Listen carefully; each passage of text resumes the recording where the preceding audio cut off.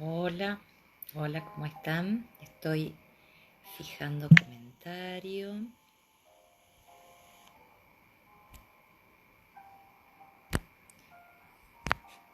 Vamos a ver si me deja. Hola, ¿cómo están? Fijar comentario, ahí quedó. Neurociencias. Hola, hola, hola.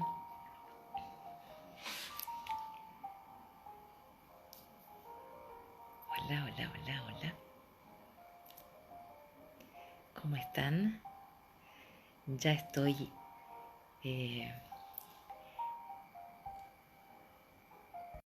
a Mariela.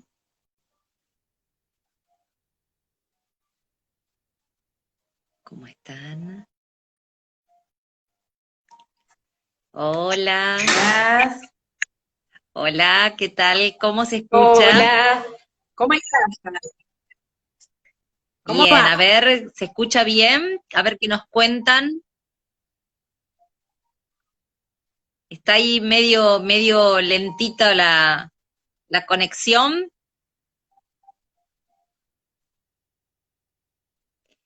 Se nos, se nos queda congelado. Mariela, ¿estás ahí? A ver, te escucho Que nos congelada. quedas congelada. A ver, A los que van ingresando, nosotras le vamos pidiendo que aprieten el dedito ahí en el corazón de me gusta, así Instagram le va avisando a todos para que se conecten. Hola, hola. Bueno, me parece que ahí dejó de hacer la ahí estamos ruedita. mejor. Ahí estamos, ahí estamos. Se te escucha muy bien. Ahí estamos mejor. ¿Cómo estás, Mariela? Ahí Ay, te parece que cortás, andamos a mejor. ver. A los que van ingresando les pedimos que aprieten el corazoncito de me gusta y, y así queda, y dejen el dedito, así se hace lluvia de corazones y así va mandando Instagram el aviso a que ingresen. Bueno, vamos a ver cómo vamos con esta conexión. Bueno, hoy estamos con Mariela Cuda, que es docente, eh, y vamos a pedirle que nos ayude a comprender las, las neurociencias y su aporte para este momento eh, que están viviendo las aulas con este nuevo formato, estas nuevas cuestiones que tienen que ver con este mundo que resultó, ¿te acordás, Mariela, cuando en la facultad hablábamos mucho de la posmodernidad? ¿A dónde quedó, no? Esta pandemia cambió muchas cosas. ¿Vos me estás viendo o se te corta?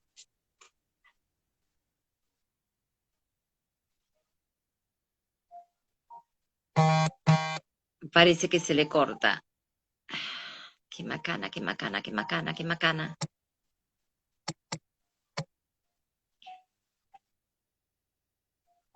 Mariela, si te abrís, exacto, salí y volvé a entrar. Sí,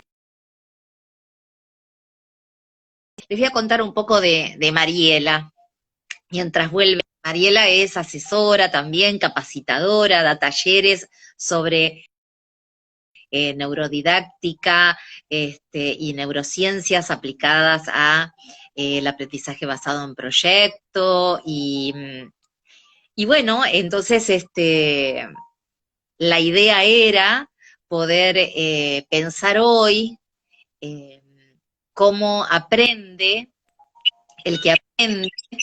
Y ahí estamos, a ver. A ver ahora andamos mejor, Parece me que parece. arrancamos. Les estaba A ver, contando a ah, todos que vos también das talleres de capacitación en las escuelas y haces pensar cómo aprende los niños, los estudiantes, los jóvenes, desde la mirada de la neuropedagogía. Pero contanos un poco vos, ¿qué son las neurociencias en el aula? Bien, vamos a arrancar un poquito por qué son las neurociencias. Y ahí me escuchas bien, ¿no? Sí, Perfecto, vamos bárbaro ahora. perfecto, y ahora está perfecto. Bien, bien, a ver. ¿Y por qué este auge de las neurociencias?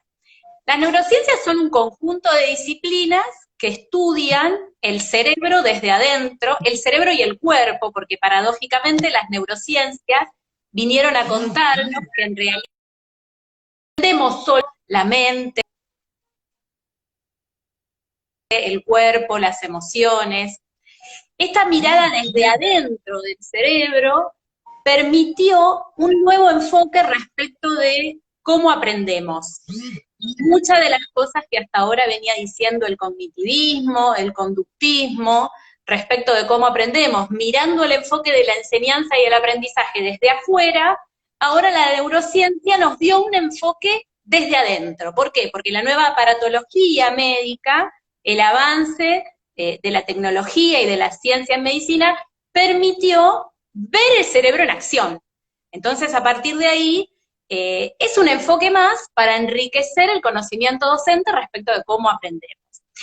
Esto que nace en los laboratorios de las ciencias naturales, si se quiere, puede enriquecer, nutrir la mirada del docente. De ninguna manera viene a tomar o apropiarse de la pedagogía, porque la pedagogía ya tenía un caudal de conocimiento sumamente rico y valioso. Lo que sí nos viene a dar es un aporte más, ¿no? Unas certezas, una serie de certezas de cómo es que aprendemos, que sin duda el docente, sumado a su experiencia, a su conocimiento didáctico, a sus vivencias, va a poder poner en acción a través de prácticas que sean coherentes y afines a eso que sabemos sobre el cerebro, la mente y el cuerpo.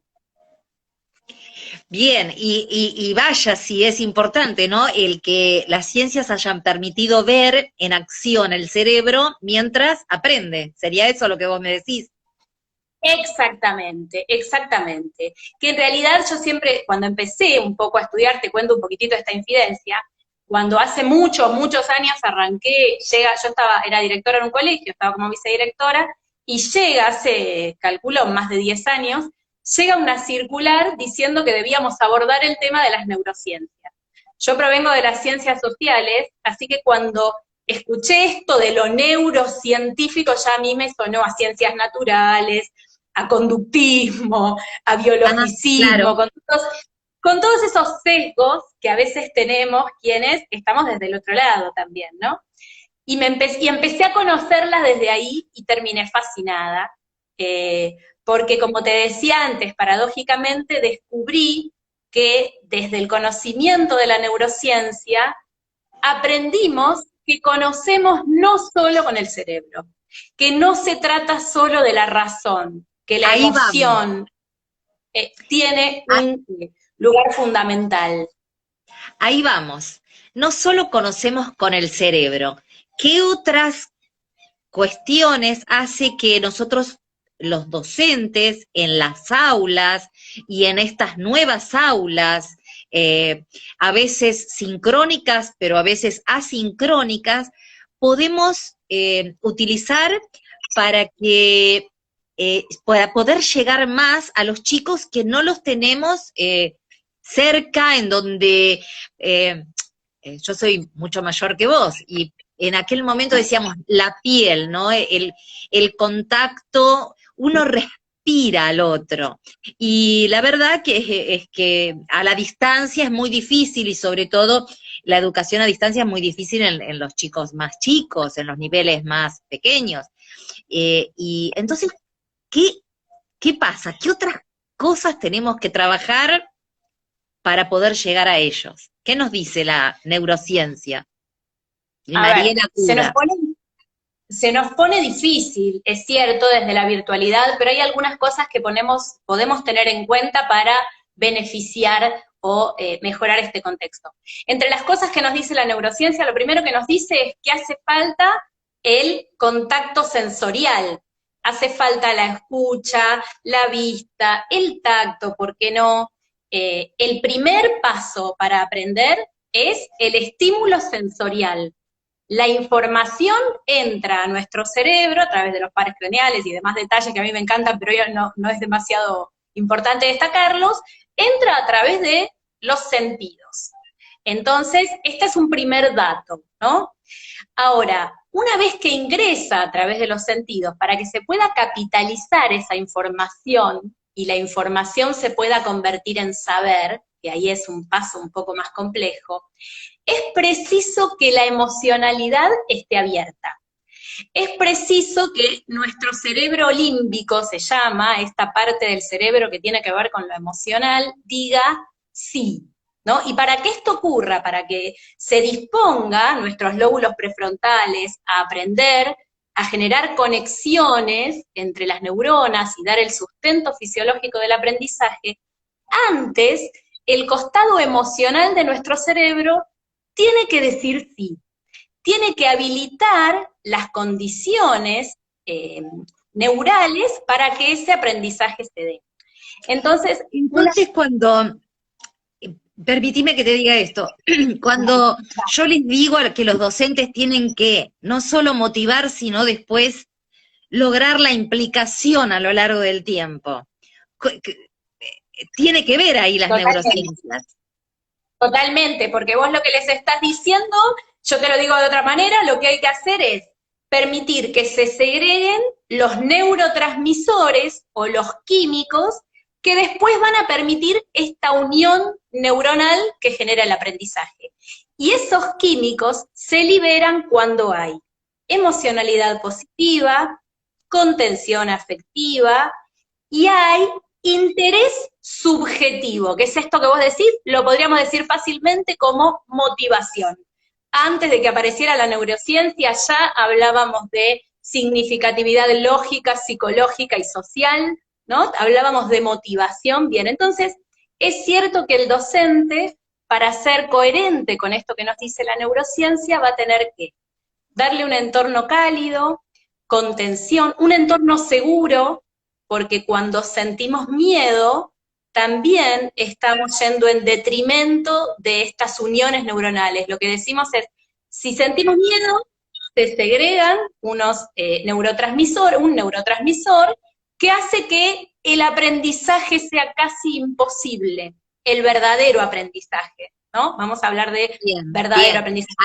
Ahí a mí me vienen todas estas cuestiones del paradigma de los contenidos, donde uno entraba al aula y les decía a los chicos, bueno, ahora quédense quietos porque ahora hay que aprender. Y entonces era como una condición necesaria el estar quieto para aprender. Quieto, por lo general los bancos, uno mira las aulas hoy, cuando entra, fuera de ese momento de la pandemia, entra a las escuelas y las escuelas siguen teniendo muchas, no todas, los bancos uno tras del otro y los chicos, y el banco del docente, el escritorio del docente en el frente.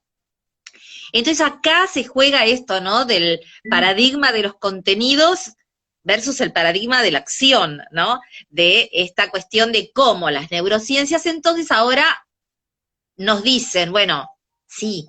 Lo primero que nos dicen, una de las cosas también que nos dicen es actuar que si nosotros y sin el condicionamiento del miedo, del profe ahí adelante.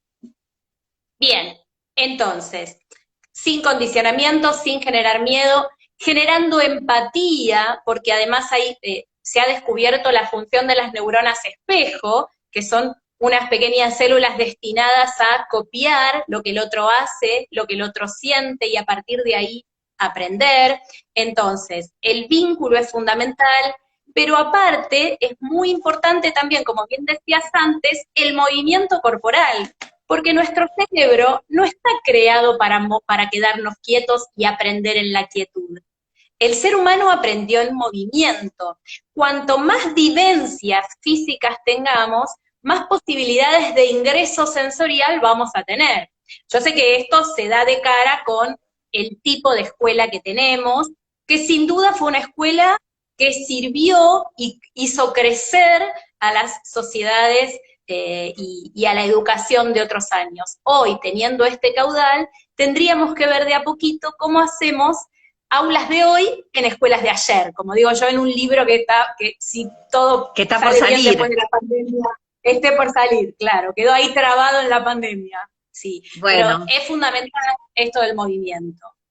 El tema será cómo hacemos ahora en la virtualidad también, a ¿no? eso iba, ¿no? Ahora, estamos lejos de los chicos, estamos a través, en el mejor de los casos, estamos sincrónicamente a través de una plataforma o de una aplicación que nos permite a lo mejor a veces estar de manera sincrónica, pero nos manejamos mucho con lo asincrónico. ¿Cómo logramos esto por un lado vos me dijiste, sin miedo, no Fer, esta cuestión del vínculo y esta cuestión de la acción?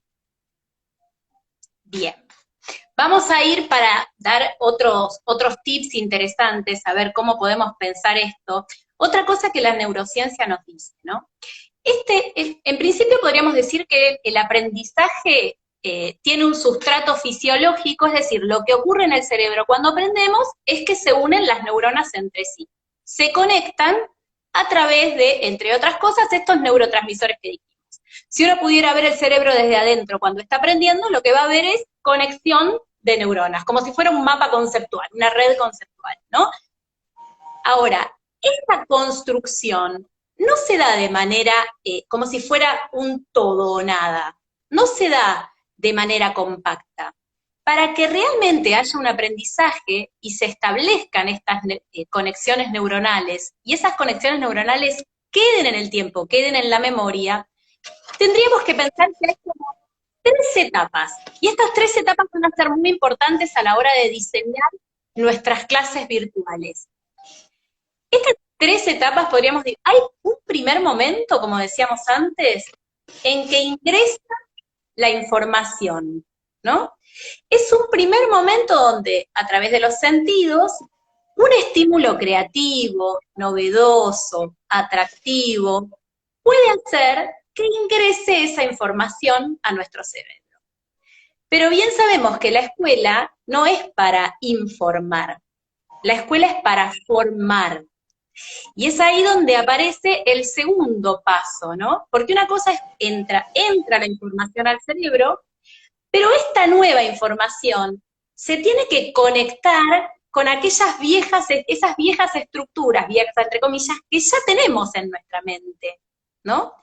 Cuando las nuevas estructuras intentan unirse a las viejas, es cuando se producen ciertos choques. Es cuando el alumno siente ansiedad, puede sentir aburrimiento, siente tensión. ¿Por qué? Porque en realidad nuestro cerebro está preparado para aprender, para poder relacionarnos mejor con el entorno. Esas conexiones neuronales que nosotros ya teníamos venían sirviendo para relacionarnos con el entorno. Entonces, el nuevo aprendizaje, de alguna manera, podría entenderse como peligroso para esa estabilidad, ¿no? Es como que se rompe la estabilidad. Cuando el alumno se desestabiliza. Este es el momento en que el alumno se pone a operar con esa información que viene. Nosotros le damos información. Esa información entra en la medida en que sea creativo el recurso, interesante, que me involucre. Ahora, cuando tengo que operar con esa información, es ahí donde empiezan los mayores problemas para el cerebro y en realidad para el alumno. Es ahí donde empieza la ansiedad, el estrés, puede venir el aburrimiento, porque a veces es muy compleja esa interrelación entre los nuevos y las nuevas y las viejas redes. Entonces, ese es el momento en que el docente tiene que estar más cerca. Esta es la base de la teoría del aula invertida. históricamente, ¿qué hacíamos los docentes? Los docentes, en los modelos más tradicionales de educación, les damos la información, les dábamos la información, les contábamos, esta es la Revolución Francesa, o esto es una fracción. Y les Ahora dábamos ya la no es actividad. necesario, porque la Revolución Francesa la googleamos. Ahí vamos, ahí vamos. Y además, cuando ingresa la información al cerebro, no hay demasiada tensión, no hay demasiado choque, no hay altos niveles de neurotransmisores conflictivos, por decirlo de alguna manera. El riesgo es más cuando operamos con ese nuevo aprendizaje. Cuando esa información se convierte en aprendizaje, en saber. Entonces, ¿qué quiero decir con todo esto? Siempre lo ideal es que tengamos un vínculo directo con el alumno. Esta realidad hoy no la tenemos. Pero Mariela, si tenemos que... Mariela, estamos teniendo cortes, entonces lo que estás diciendo se está cortando. Vamos a volvernos a conectar, vos, yo me sostengo en el vivo. Bajate y volví a subir porque no terminan las frases. A ver, vamos. Bueno, vamos a darle para que pueda volverse a conectar porque es muy enriquecedor todo lo que está diciendo. Están con el anotador, con la lapicera, acuérdense, siempre les digo, uno tiene que tomar nota de lo que le parece valiosa. Después, bueno, no les voy a decir si lo dejo grabado, porque a ver si todavía se van y lo que dicen, lo quieren ver. Sí, se escucha bien, pero de repente la conexión empieza a fluctuar y no sé, entendí algunas cosas que estaba diciendo. ¿Ustedes veían la fluctuación? Romina, vos que estás ahí, contame.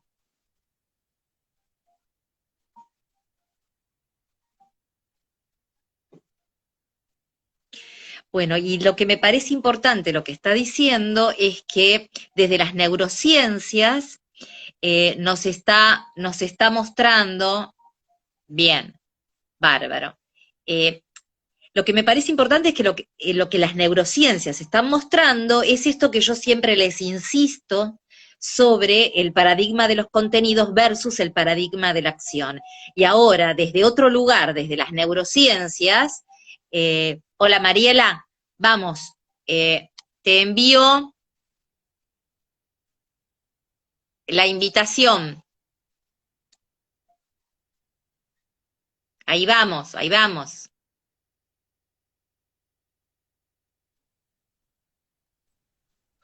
Esperamos, estamos, a ver, ahí otra vez. Bien. Ahí estamos, a ver. Bien. Entonces estábamos con esta cuestión de esos momentos de la clase en donde queremos pertrecharnos contra el aburrimiento. Ahí está. Entonces, quedamos. Hay un primer momento que es la presentación de la información. Estas son las fracciones, o esto es un sustantivo, o esto es la Revolución Francesa.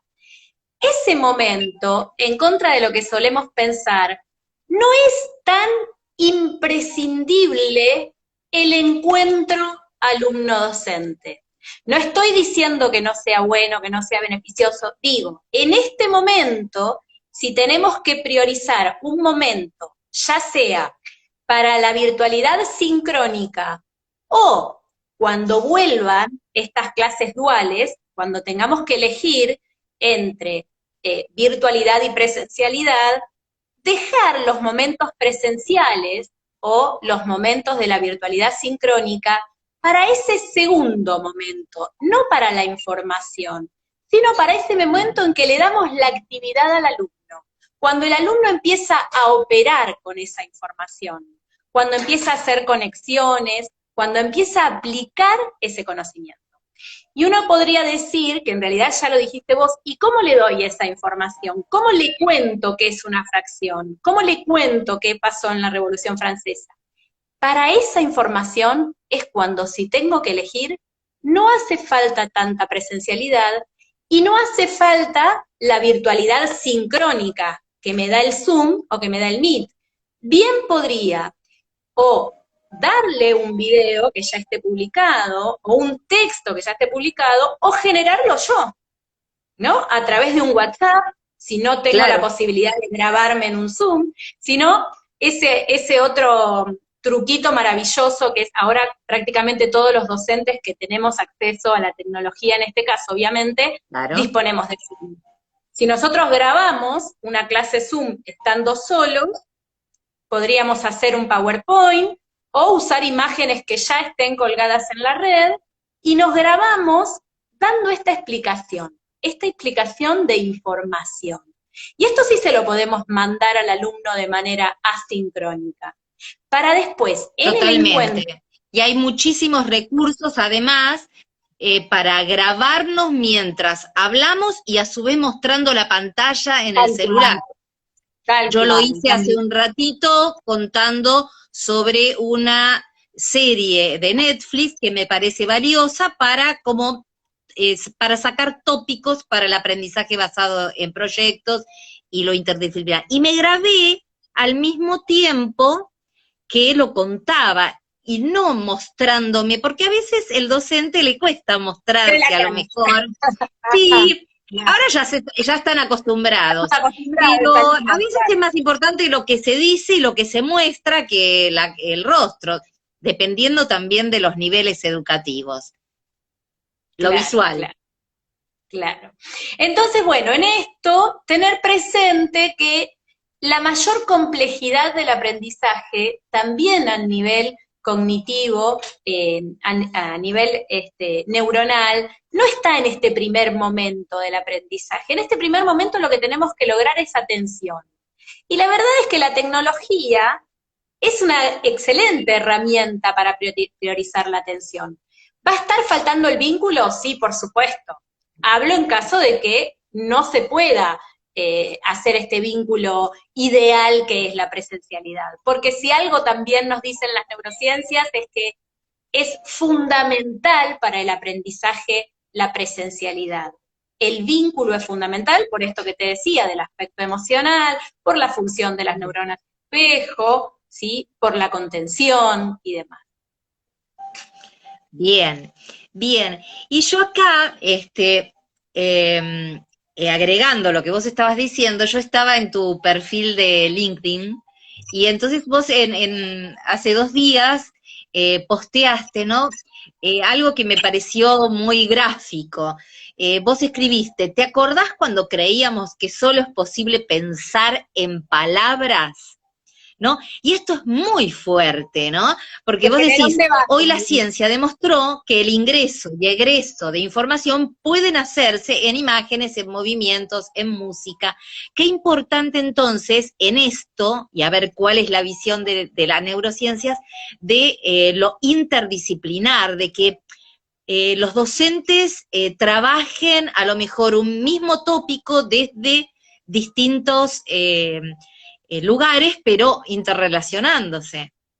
Vos habrás notado que ese posteo es bastante controversial, porque en realidad todavía nos cuesta más los docentes, que somos muy vigosquianos, y también me hago cargo de esto, los que son docentes van a saber de qué hablamos, que aparte enseñamos directamente por vía de la palabra.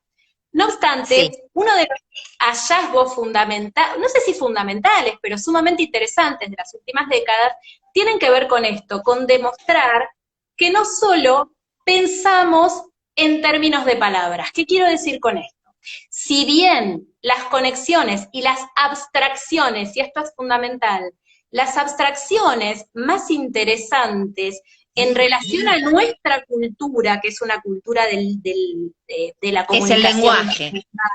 Es el lenguaje, podemos comprender, introducir información y actuar en otras inteligencias. Esto enlaza directamente con la idea de las inteligencias múltiples de Gardner. ¿Cómo lo llevamos al aula? A través de experiencias multisensoriales. ¿Qué son las experiencias multisensoriales? Va a haber alumnos que una misma información les llegue excelente a través de palabras, otros que la misma información va a llegar mejor cuando se muevan, otros a través de imágenes. Yo te voy a dar 2 ejemplos de esto directos que vivencié en mis aulas. Ejemplo. Sabés que yo hace 20 años que estoy en las aulas en casi todos los niveles, ¿no? Recuerdo hace unos cuantos años, en un 6º año, había llevado unas hojas muy grandes que iba a buscar a una imprenta de por acá para que hicieran mapas conceptuales respecto de un tema. Se tiraban al piso en el patio, porque siempre me gustó moverlos, y armaban en equipo redes conceptuales. Una alumna prácticamente no participaba de las clases, y ese día les pedí que agregaran un recurso icónico, que al lado de cada nodo, de cada palabra de la red conceptual, hicieran una imagen, un icono, que para ellos representara la idea que habían puesto con palabras. Esta alumna participó como nunca. Su información ingresó mucho mejor a través de gráficos, a través del dibujo, que a través de la palabra. Y pudo conectar ideas excelentemente a través de otro tipo de pensamiento. Y otro ejemplo, que ahora estoy viendo por ahí algún alumno y algún exalumno de educación física, los alumnos de educación física, yo trabajo en un profesorado de educación física, son un excelente ejemplo de esto. Muchas veces vos les querés explicar la idea de poder en el aula, la idea de verdad, la idea de enseñanza lineal, y les cuesta verbalizarlo con palabras, pero te dan 2 ejemplos de clases de educación física perfectas y te dicen, acá hay manipulación de poder, acá no. Y lo vivencian a través del acto, a través del movimiento, pero no lo pueden llevar en palabras tal como uno quisiera. Bien, ese es otro ejemplo. ¿Cómo lo llevamos al aula? Ofreciéndoles distintos recursos. Lo mismo que le mostrás en palabras, se lo mostrás en imágenes, se lo mostrás en una canción, enseñar. Ahí está. Y yo el otro día leía también, porque te estuve también chusmeando un poquito, algo que me interesó mucho, esto de los objetos comunicacionales de la educación por proyectos, ¿digo bien? Y veía, a partir de acá, la variedad, la riqueza que hay para comunicar lo que un alumno aprendió. Va a estar el que comunique a través de un folleto, a través de una imagen. Bien. Y esto, ¿no?, es muy importante porque también influye a la hora de evaluar de una manera significativa, y una evaluación que también sea una evaluación que sirva para aprender. Las distintas maneras de dar cuenta, no todos quizá, ¿no? Y volviendo a esto de que no solo es posible pensar en palabras, bueno, a veces algunos de nuestros alumnos necesitarán dar cuenta de lo que saben de otras maneras. Y me parece que esto de lo asincrónico es una enorme oportunidad para esto. Sí, porque aparte nos obligó a innovar, ¿no? Hubo una serie de rupturas tan evidentes con esta escolaridad que nos obligó a innovar, ¿no? Entonces, tenemos que modificar las estrategias para dar clases y además las estrategias de evaluación, como bien decís vos, ¿no? Y este tipo de propuestas son ideales. Acá hacen una pregunta, dice, ¿puede el docente tener variadas modalidades de evaluaciones? Claro, lo que pasa es que eso implica un cambio muy importante en la escuela. ¿Cómo puede una escuela, y esto, habiendo sido directora de escuelas, lo sabés, habiendo habitado los distintos roles y las distintas funciones, ¿cómo podría un director empezar a hacer una escuela y a construir aulas más en las que más posiblemente los aportes de las neurociencias, ¿qué condiciones? ¿Qué condiciones? A ver, Bien, 1, 2, ver, 3, ¿qué condiciones tengo yo? Supongamos que soy directora. A soñar y a jugar un poco. ¿no? Vamos, Lo primero soñemos, soñemos que podemos a ver, todo. ahí estamos. Lo primero que deberíamos es procurar el empoderamiento del docente, que se sienta libre para jugar y que no se Bien, sienta observado, porque eso va a permitir al docente cuidarse un poquito menos de que haya silencio, de que haya orden, de que haya quietud. eso.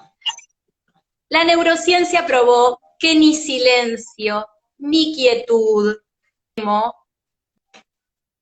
van a ser aliados del aprendizaje. Por otro lado, evitar el individualismo extremo. La escuela que tenemos, por distintas cuestiones, priorizó el aprendizaje individual, ni hablar de la evaluación individual, al punto que copiarse está mal. Y acá dejo picando otra cosa para seguir pensando. Claro, para ¿no? retomar eso, sí. Otra cosa controversial, ¿no? Trabajar con el otro está mal. Bien, entonces procuraría aulas con sillas más abiertas, donde los docentes puedan mover las sillas, más cálidas estructuralmente, el entorno tendría que ser decorado, procuraría que los alumnos armen la decoración de las aulas para que se apropien. ¿No? Eso es fundamental. Eso, soñemos un poco en ese primer día donde quizá, no todos, pero de manera alternada vayan llegando a las aulas. Algo fundamental, que no los esperen con la lámina de la revista de educación, que con esos macaquitos, les digo yo, esos nenes inexistentes, ¿no? Todos con caras de torta. Qué bueno que ese primer momento no se perdiera con esa estupidez, y que esa idea de que tengo que recibirlos con el aura colorida. Bueno, un aula puede ser luminosa y agradable, pero construirla juntos, ¿no? Qué importante. Bien, eso. a ver, que sea luminosa es fundamental. También te voy a decir algo, estaría muy interesante trabajar con la alimentación y la hidratación. Acá hay otra. Bien, estuve leyendo sobre la cuestión de la hidratación y el aprender. Sí, es fundamental, y si lo pensamos así en general, cuando un alumno nos dice puede ir a tomar agua, puede ir a comer algo, ¿cuántas veces escuchamos no se puede comer en el aula?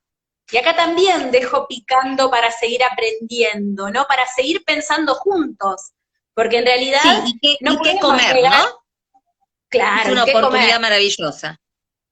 Yo sé que tenemos una historia escolar que no puede cambiarse de un día para el otro, porque aparte esa historia es rica, y esa historia escolar nos dio la escuela que tenemos, que sin dudas tiene un montón de cosas buenas. Ahora, es un debate que tenemos que generarnos, los tiempos escolares, ¿no? Más libertad a los tiempos escolares, esto no que sean una hora recreo, porque quizás ese recreo podría ser en otro momento, cuando el alumno lo sienta, cuando lo necesite, las famosas pausas. Y esto requerirá muchos acuerdos, porque yo ya sé, por haber transitado las escuelas de los distintos roles, que un director te puede decir, bueno, no, pero lo que ocurre es que por una cuestión de seguridad necesitamos distribuir al personal de tal manera que se puede.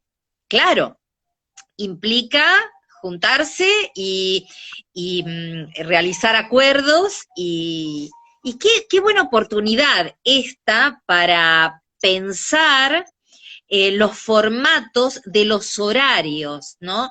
¿Cómo es el tema de la atención y los horarios, y cuando los chicos están implicados en una actividad y le decimos, bueno,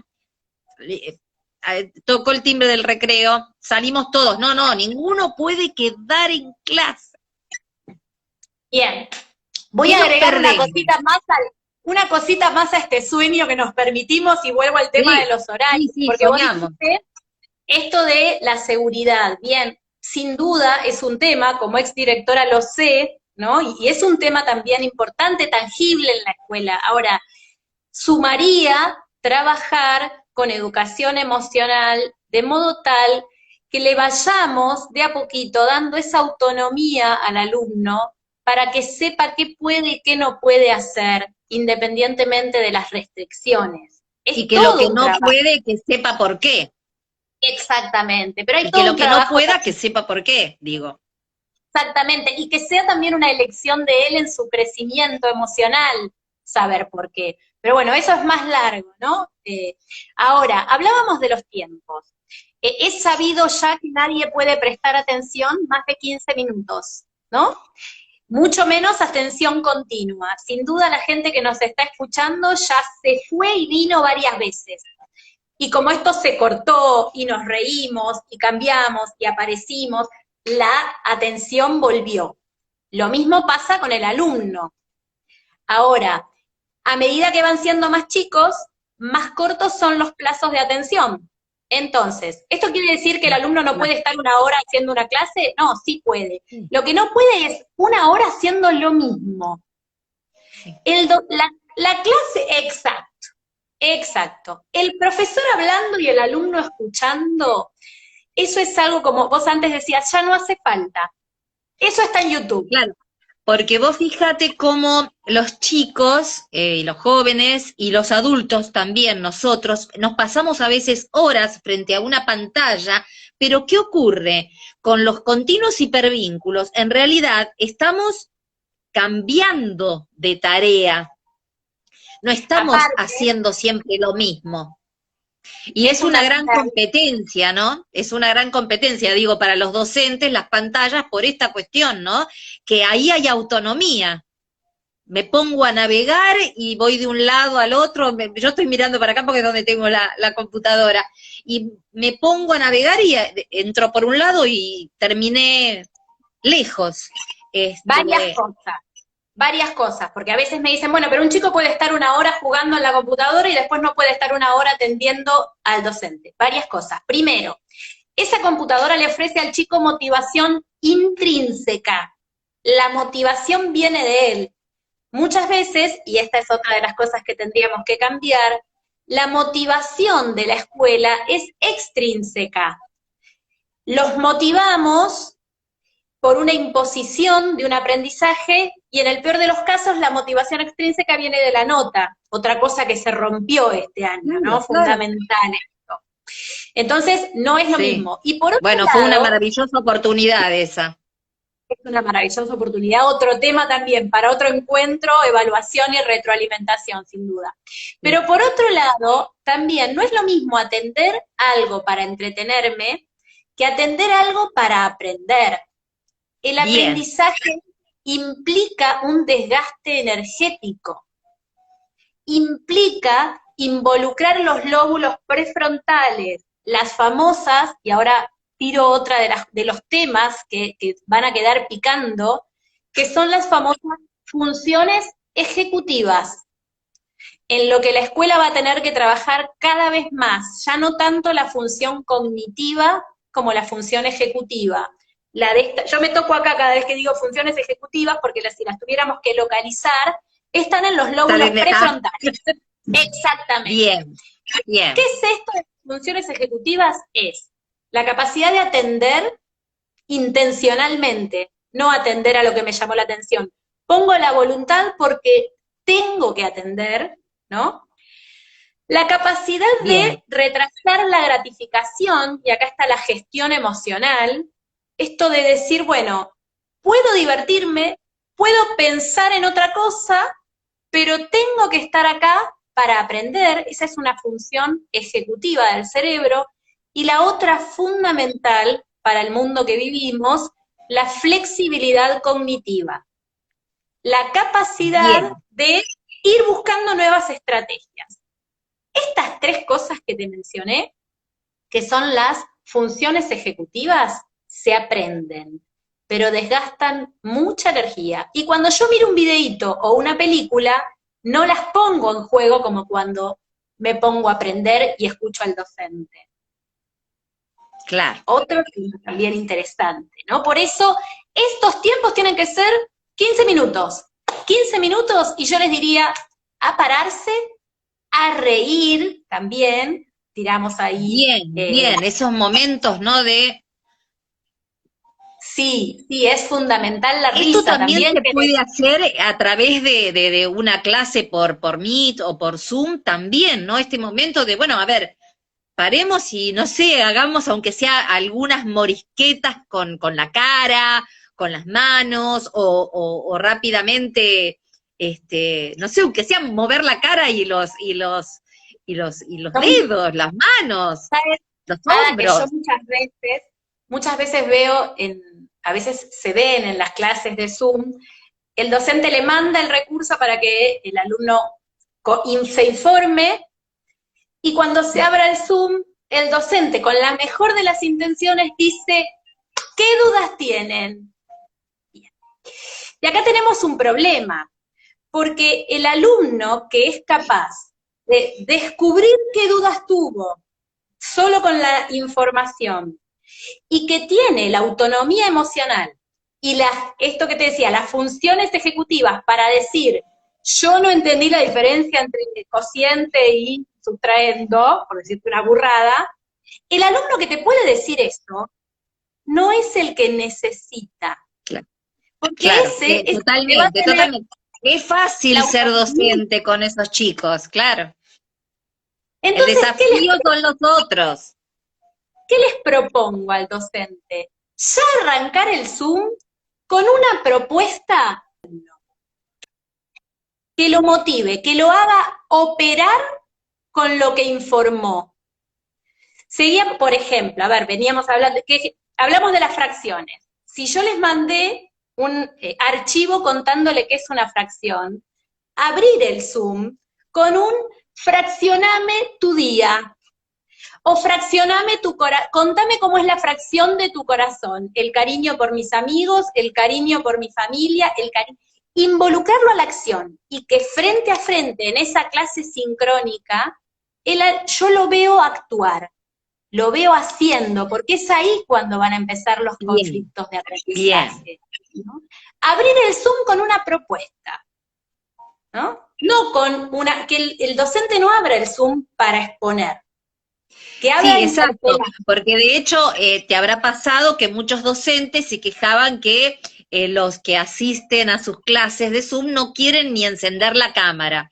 Entonces, uno se pone a pensar, bueno, qué es lo que convoca y cómo lo convoca para que yo necesite encender la cámara. Porque me ha pasado asistir a capacitaciones a través de Zoom en donde me dan ganas de apagar y escuchar mientras estoy haciendo otra cosa, pero ¿por qué? Porque no me convoca el estar presente con el cuerpo, ¿no?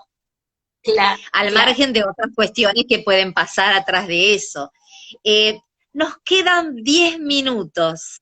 ¿Querés Pasó que rápido. revisemos un poco algunas dudas que puedan estar diciendo o Dale, comentarios antes de dale, ir cerrando? sí, Yo dale, voy a cómo ir no. mirando desde lo último. ¿Cómo lo llevaríamos al nivel inicial? Acá pregunta Melina. Bien, me Bueno, esto imagino del que lo está. bienestar emocional, ¿no? Claro, no sé puntualmente a qué parte de la charla habrá enfocado Melina, pero bueno, en esto te voy a decir que los docentes de inicial, yo también trabajo en un profesorado de inicial, y siempre, si un nivel lo tiene más claro, es el nivel inicial, porque acá no hay prejuicios. Por El lo nivel inicial sensorial, ¿no? Eso sabe. es como que no hay que aclararles tanto la cuestión sensorial, ¿no? Y tampoco la afectiva, viste que el docente de inicial pone todo a flor de piel, tiene menos prejuicio en este encuentro con el alumno, por una cuestión histórica también, no es que quiera culpar al docente de secundario, que es mi amor No, histórico, ¿no? Vienen de distinto lugar, pero me parece que si un docente lo tiene más claro, tiene que ver con el de inicial. Propiciar el bien, encuentro, hablar al alumno individual, esto es fundamental, ¿no? En ese encuentro Zoom, tratar de, María, ¿vos qué opinás, Juan? ¿Te gustó esta imagen, Pedro? No ir tanto a lo general, involucrar el persona a persona, esto es fundamental también en inicial, ¿no? bien. Y acá me voy a saltar un momentito, esta pregunta es mía, me voy a saltar un poquito, si vamos a tocar niveles, y me voy a saltear el de primaria. y pienso en los problemas que han tenido en los niveles secundarios para motivar y para implicar a los estudiantes, ¿no? Se han chocado con de todo, ¿no? Al principio no había manera de entenderles una tarea porque se replicaba el aula presencial y la actividad de las aulas presenciales se replicaba a la tarea, ¿no? Te mando la guía de estudio, resolvela, sacale una foto, mandámela, la corrijo, yo te la devuelvo. Eh, entonces, ¿qué cosas nos estamos perdiendo? Y además, eh, preocupada, muy preocupada por las cosas que leo en relación al adolescente, al aislamiento. Eh, Muchas mamás me han contado que los chicos no se visten en todo el día, no, ¿qué le podemos decir acá a los papás, Bien. a las mamás, con los chicos y qué pasa con las neurociencias y lo que pasa dentro de la casa? Bien, algún tip. El cerebro necesita rutinas, y acá sé que a muchos papás nos va a resultar complejo, pero no es cierto que el cerebro no necesite rutinas. Todo lo que el cerebro da por hecho es un desgaste. Si yo ya sé lo que va a pasar en un contexto, mi cerebro no gasta energía en eso. Entonces, lo que les sugeriría a los padres es, para que estas tan importantes funciones ejecutivas de las que hablé recién funcionen, es necesario hábito y rutina. Entiendo que en el marco de el confinamiento que vivimos, esto no puede ser demasiado rígido, entiendo que es muy difícil para la familia, yo tengo 2 hijos adolescentes y preadolescentes, así que lo vivo y lo viví, pero lo que le sugeriría al papá es tratar de procurar un espacio, un momento donde el chico tiene, iba a decir el alumno, el chico tiene que dedicarse a la escuela, si es posible de día. El cerebro está preparado para dormir en la oscuridad, ¿no? Y esto sé lo difícil que es con los Bien, eso es adolescentes. muy importante. Eh, es muy difícil para algunos que somos búhos o que nos autodefinimos como búhos, ¿no? No es mi caso, justo, no es mi caso que soy una alondra así rarísima, pero sí, sí, Claro, bien, pero es verdad que esto está pasando en las casas, ¿no? Al principio a lo mejor se trataba de establecer un horario, después no, después se desarmó todo y los chicos, los jóvenes de secundaria, son los que más problemas les han traído a las familias y pensar en que hay que irlos preparando para paulatinamente la vuelta, porque quizá en algunos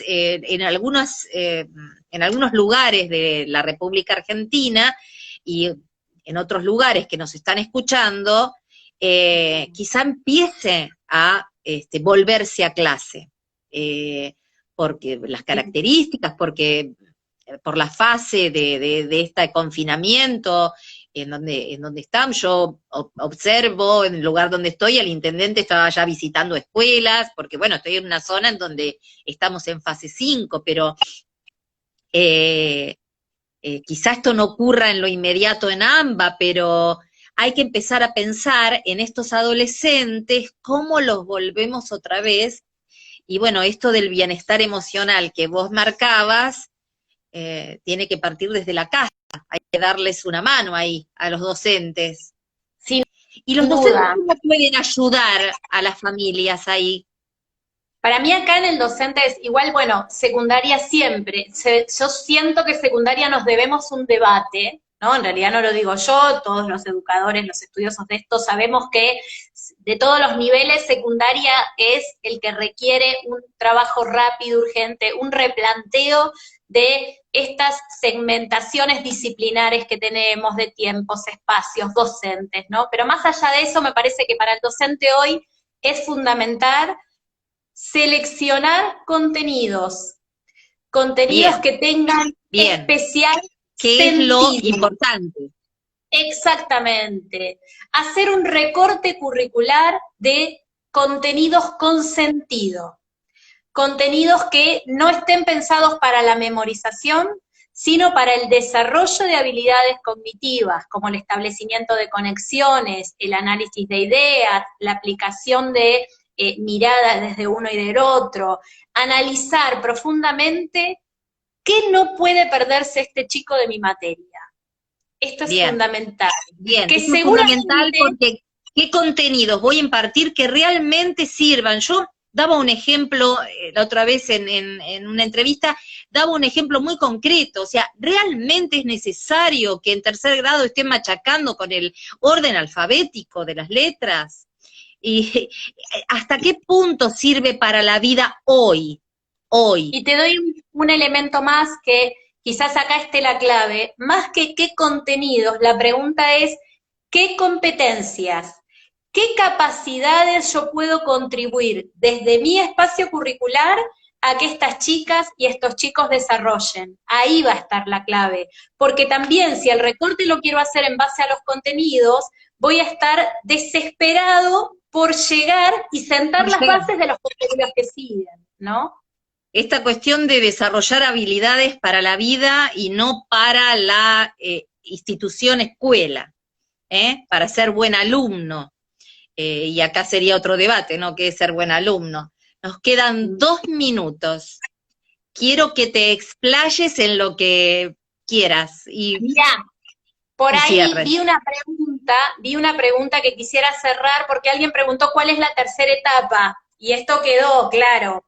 Así rapidito para que no quede colgado. La segunda etapa es cuando el chico empieza a operar con eso que aprendió, ¿no? En la Revolución Francesa, por ejemplo, sería cuando establece conexiones entre qué pasó con la Bastilla, qué pasó con la Revolución, cómo era el tipo de gobierno anterior. Ahí está empezando a operar. ¿Cuál es la tercera etapa? La tercera etapa es cuando esas capacidades que antes practicó, empiezan a hacerse como en caliente, como que ya las tenés sabidas. Yo voy a dar un ejemplo para hacer una analogía. Imagínate que nunca cocinaste y alguien te enseña a cocinar. Te enseñan a hacer una tortilla. Hay 3 momentos. Un momento en que te dice, para hacer una tortilla necesito huevo, necesito papa, necesito sal. Esa es la información. Se la podés mandar digitalmente. Después hay un momento donde vos te ponés por primera o por segunda vez a hacer esa tortilla, donde esa información que tuviste la aplicás a la acción. Ese es el segundo momento. Ahí es donde le sugiero al docente, está lo más cerca que puedas del alumno y la alumna. Ahí, o sincrónico, o en el mejor de los casos, cuando tengamos una clase vivencial. Y el tercer momento es cuando ya sabés hacer la tortilla, y haces una, y haces otra, y le agregás otra cosa, la relacionás con otra cosa, le agregás algo nuevo. Ahí nuevamente podemos dejar al alumno solo. El aprendiz ahí puede trabajar solo. Lo ideal no es que esté solo, lo ideal es que ahí esté con otros pares, porque ahí es donde se enriquece la creatividad. Bien. Pero puntualmente se puede trabajar con otros pares. Esa parte nos quedó, ¿no? Cómo las aulas hoy se quedaron solos los chicos y cómo podemos hacerlo y por qué. Igual viste que muchos chicos, especialmente en secundaria, establecieron la forma de conectarse entre ellos, ¿no? Sí. A través de WhatsApp, muchos profes también. Por suerte son mejores que nosotros. Sin duda, y también hay muchos docentes, sin duda la mayoría que puso el mayor esfuerzo en pensar estrategias de equipo, estrategias para impresionante. Algunos docentes creo que nunca pensaron que iban a ser tan tecnológicos. Bien. Un proceso fascinante. Mariela, tengo que agradecer